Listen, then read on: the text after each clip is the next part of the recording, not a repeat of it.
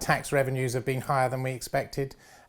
Personal tax revenues have been higher. That's indicating a strong economy, a lot of work going on. So personal tax revenues are higher than expected. Corporation tax revenues have been higher than expected because we tend, when forecasting, to take a fairly conservative view on what our revenues are likely to be. Fishing licence fees, for example, I think are 2.8 million more than they were budgeted. So we take a fairly conservative view when we're doing our budgets because it's much easier to under-promise and over-deliver from the point of view of revenues. The budget always takes into account cost of living type rises, but in addition to that, the government has commissioned various reports on what is a living amount for pensioners.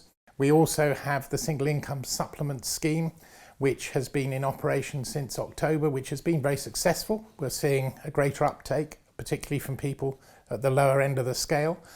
And we are reviewing that to see what other things we can do to improve the lot of people who are struggling at the bottom end of the sort of income scales.